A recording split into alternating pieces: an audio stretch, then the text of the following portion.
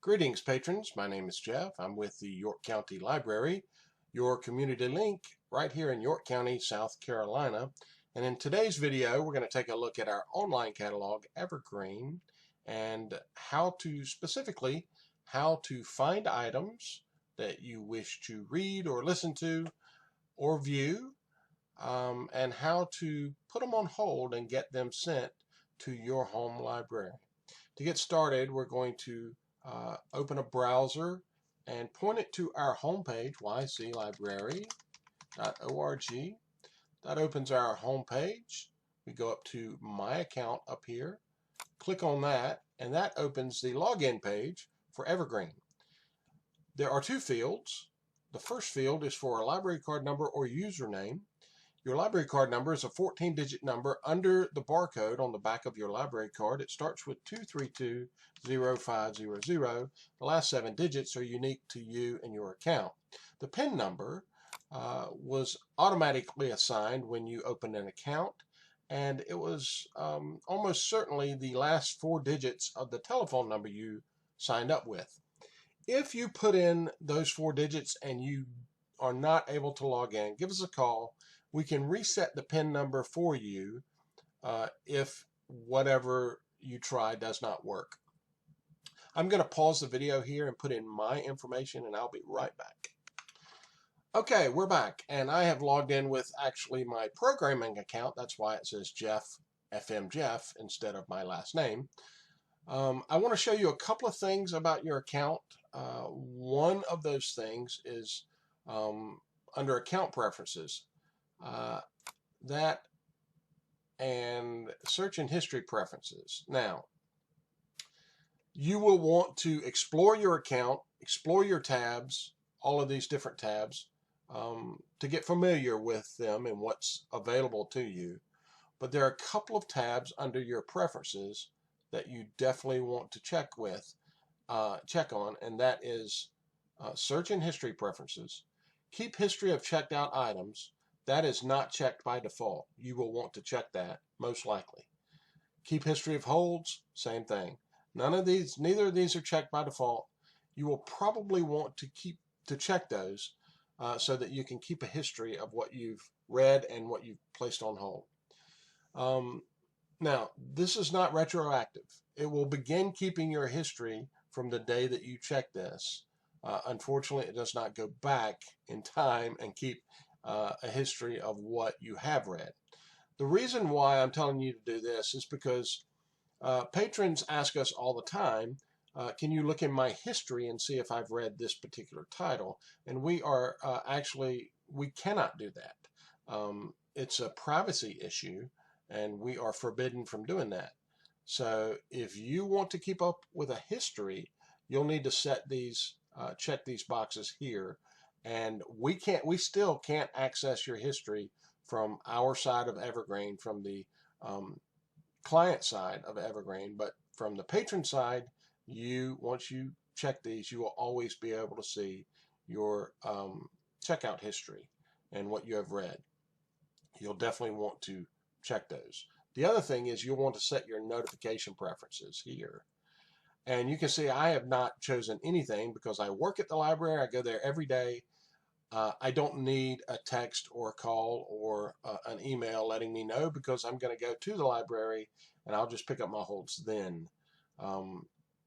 But for those of you who want to be notified a certain way, you'll want to check that here. We can also change that for you from our side. The main thing that we want to look at today is searching for items and putting them on hold. So you can do a simple search, and that's probably going to be fine for most things. You can always click on advanced search and get more fields. You can add search rows to it and get more fields. You can search by all of these metrics, and I just leave these at contains. You can do reverse does not contain, but you can imagine the chaos that would cause. Contains a phrase, matches exactly, and starts with. I generally just leave it on contains. You're generally going to be searching for a title, and maybe a title and an author if the title is fairly common. If you have used a search engine before, you've probably used Google, and Google is a very smart search engine. Our search engine is not quite so advanced. It's a fine search engine, but it only knows what you tell it. It's not going to guess at what you are searching for like Google does. So one of the drawbacks of that is if you can't quite remember a title, let's say that you want A Gentleman in Moscow, but you can't remember whether it's A Gentleman in Moscow or The Gentleman in Moscow. If you type the wrong title, The Gentleman in Moscow, and hit enter, you will see that it quickly finds nothing because there is no such book. Now Google would read that title and go, oh, you probably meant A Gentleman in Moscow, and it would list your results for A Gentleman in Moscow. As I said, Evergreen search engine is not quite that advanced, so you only tell it exactly what you want it to know. I happen to know that this book is titled A Gentleman, so if we change that to A and do a search for it, you will see that it comes up with the appropriate title. There it is. These numbers mean this: 37 of 58 copies available at SC Lens, which is the statewide consortium to which we belong. You can click on show and show all of those copies, the status of those copies, and where they are. It automatically shows the copies at my default branch, my home branch, and you can see that the one in Fort Mill is checked out and it was due back on the 30th. That is not overdue necessarily because this is the holiday weekend. That plays a little bit of a part, but we're also quarantining everything that is returned for 4 days. So that book is probably sitting on a table in quarantine at the Fort Mill branch, but it hasn't been checked in yet. Don't worry, all fines are being waived. So while we're quarantining books, we're waiving all the fines. The other numbers mean 2 of 5 copies available at York County Library System. That's the 5 branches. You can click on those and show. Each copy has a branch, and you can see the ones that are available are at Lake Wiley and Rock Hill. Now, right now we're doing curbside. If you are in a hurry for this book and you need it right now, well, you need it right away and the library is open. Let's say, and you live, okay, I'm 15 minutes from Rock Hill. I'll just ride down there and pick it up. Give them a call, give them your account information and say, according to what I saw on the computer, this book is available on the shelf. Would you grab it and check it out to my account, and I'll pick it up in 15 minutes. That's how curbside works, essentially. You can also put it on hold. If you don't need it right away, you can put it on hold by clicking on Place Hold. Once you click on Place Hold, it's going to open another window. It's going to confirm where you want to pick up the book, and it's going to confirm your notification preferences. Notice that mine are not checked because I don't want to be notified. We do have patrons who don't want to be notified at all.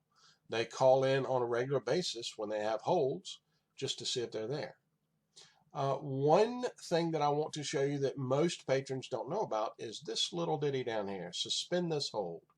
If you hover over the question mark, it opens up a little explanation. A suspended hold will retain its place in the queue, but will not be fulfilled until it has been activated. I will explain a couple of scenarios where this would be a handy item for you. Now, let's say that in 2 days you're leaving to go on vacation. You know that this book is probably not going to arrive before you go on vacation, but you want to read it, so you want to put it on hold. Let's say you're going to stay on vacation for 10 days. If you put items on hold before, you know that we have a strict 7-day hold policy. That means once we receive it and scan it in, it will stay on our hold shelf for 7 days. On day number 8, we are required by the consortium to send those back to their owning libraries. So you don't want that to happen. If you put it on hold and let's say it arrives the day after you leave, then it's going to expire on the hold shelf and be gone by the time you get back, unless you suspend it. So if you suspend the hold, it keeps your place in the queue. Let's say that you are third in the queue. That means there are 2 people ahead of you.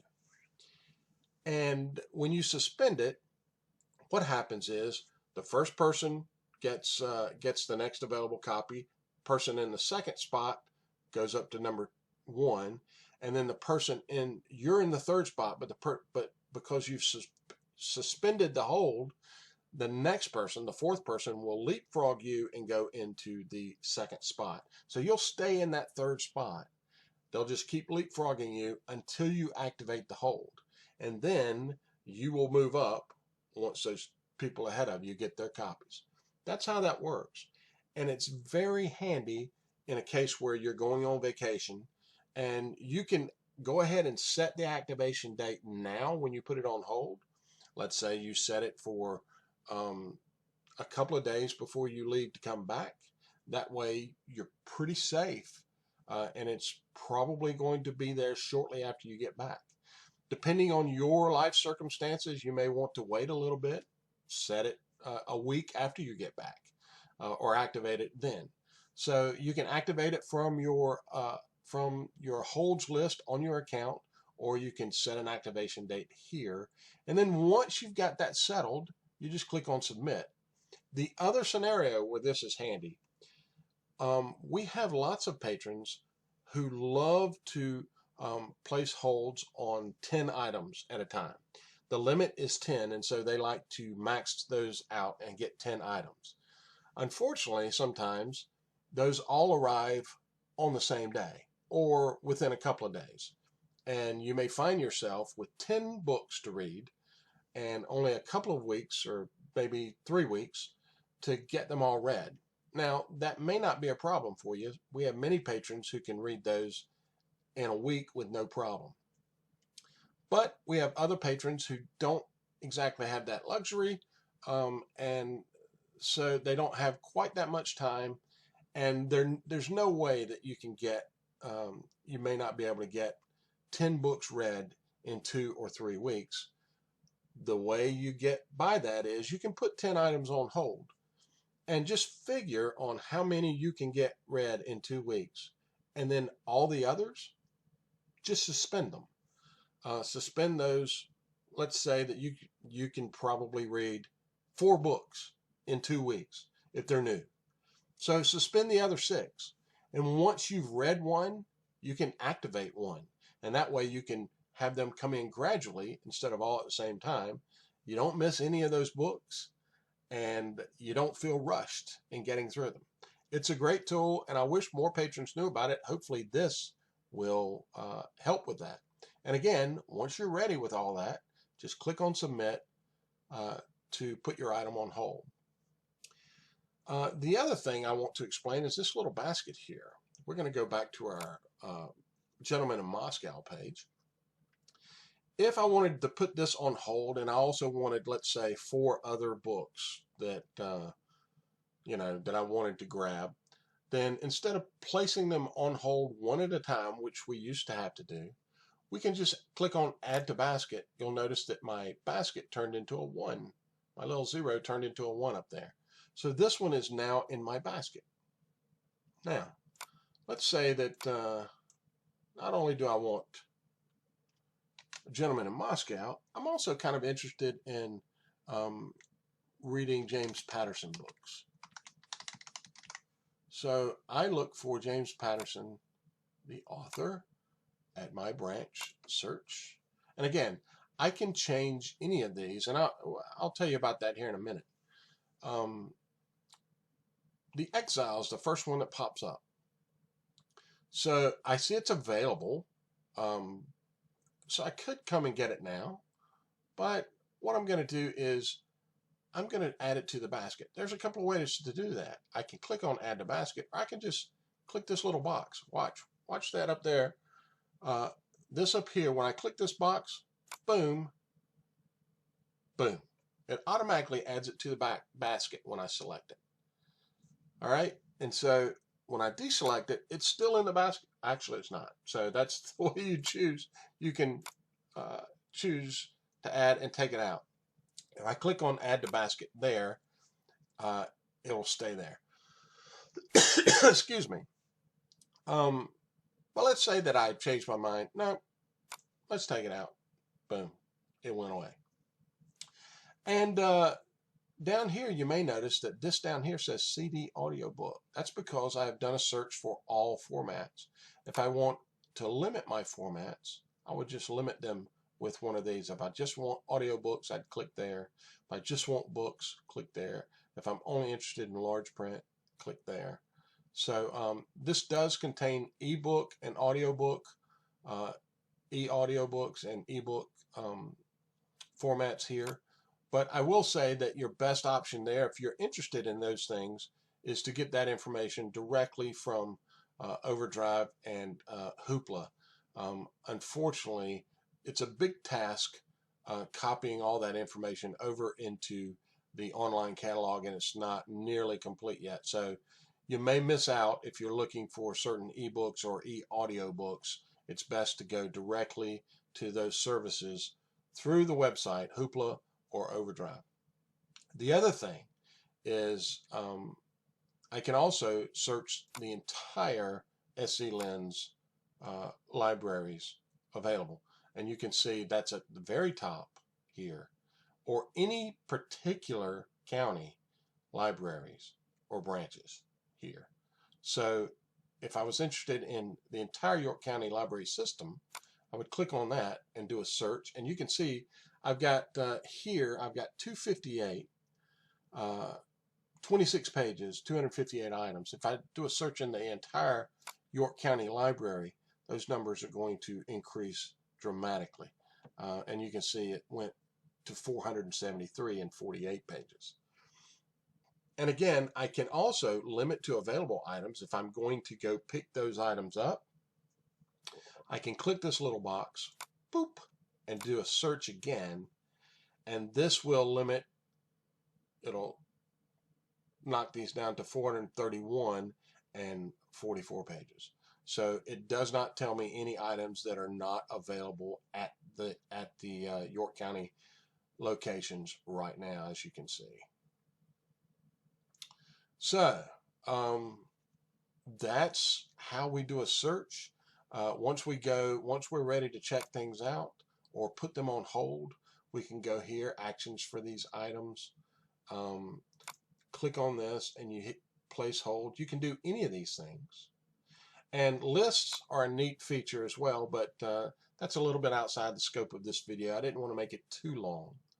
But yeah, just make sure that everything is checked here, and click over here and click on place hold, and you can, however many you have in your basket, it will put those on hold, up to 10 items, as long as you don't have other items already on hold. You can put up to 10 items in your basket and put them on hold as long as you don't have something already on hold.